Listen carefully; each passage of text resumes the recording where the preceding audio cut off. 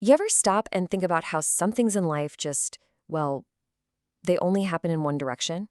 You stir cream into your coffee and it mixes in perfectly. But have you ever seen the cream just magically unmix itself? Or you drop an egg, it shatters everywhere, the pieces never just fly back together to make a perfect egg again, right? Turns out that's not just a coincidence. It's actually one of the most fundamental rules of the entire universe. Yeah, this whole one-way street for events is what gives us our sense of time, the past, the present, and the future. Scientists even have a cool name for it, the arrow of time. But that leads to a huge question. What is the physical law that forces this arrow forward and stops the universe from just, running in reverse? Okay, let's dive into this. Well, the answer really boils down to one single, incredibly powerful idea: entropy. Now, the simplest way to think about entropy is as a measure of disorder or randomness. See, the universe and pretty much everything in it just naturally tends to move from a state of order to a state of disorder. That shattered egg on the floor, that's a high entropy state. The perfectly whole egg you started with, that's a low entropy state. Now, if you're thinking, okay, that still sounds a little fuzzy, don't worry. You are in very good company. Even the brilliant physicist Willard Gibbs admitted this whole entropy thing can be a tough concept to wrap your head around. But we're going to break it down. The real key is to look at it from a couple of different angles. So to really get a handle on entropy, we got to look at it in two ways. On one hand, there's the big picture macro view. This is the world we can see and touch and measure, things like heat, pressure, temperature. That's classical thermodynamics. But the real secret, the real aha moment, comes when we zoom way, way in to the microscopic level of individual atoms. That's statistical mechanics, and it's all about one thing: probability. And this is where the physicist Ludwig Boltzmann had this incredible light bulb moment. He realized that entropy isn't some weird, mysterious force that's actively pushing things to get messy. It's not like the universe prefers chaos. Nope. It's just pure, simple, cold, hard math. It's just probability. Some outcomes are just way, way more likely to happen than others. Okay, this slide shows exactly why disorder almost always wins. So on the left, you've got this super ordered state, right?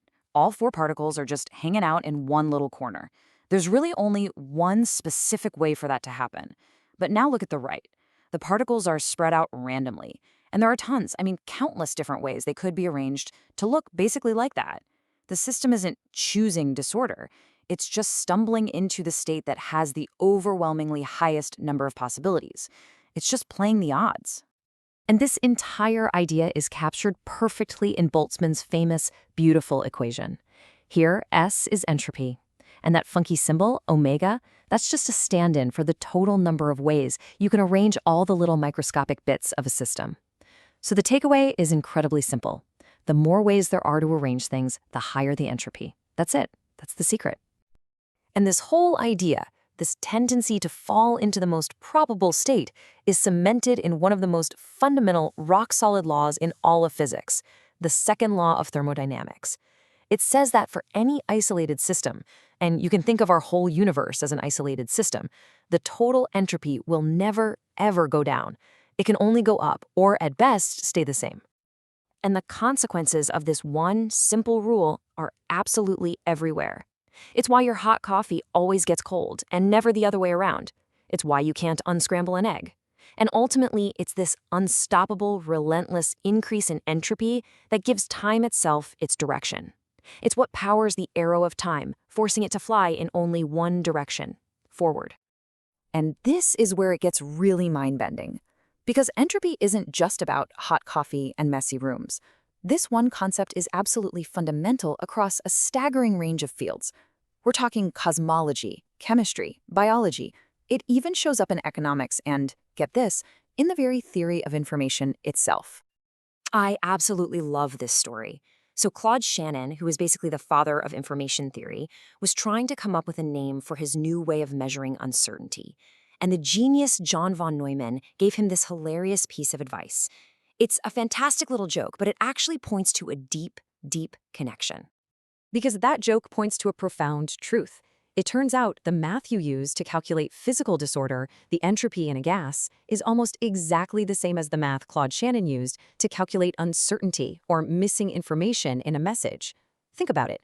A high entropy gas has a zillion possible arrangements for its atoms, so you have a lot of missing information about where any single atom is. It's the same fundamental idea. At its core, entropy is a measure of what you don't know. So, okay, let's take this idea and zoom out, like all the way out, to the biggest scale we can imagine, the entire universe. Cosmologists are pretty sure that our universe began in this bizarrely ordered, super low entropy state at the Big Bang. And ever since then, for billions of years, it's been expanding and getting more and more disordered. The theoretical end of the line, a state called the heat death, a future of maximum entropy where everything is just a uniform, lukewarm soup and nothing interesting can ever happen again. And that leaves us with one final, fascinating, and really profound question. If the ironclad law of the entire universe is this relentless march toward disorder and decay, how in the world do you explain the magnificent, intricate order of a star, a planet, or a living, breathing person? How can these incredible pockets of complexity and order even exist in a universe that is, on the whole, just falling apart? It's a question that really shows you just how deep this rabbit hole goes.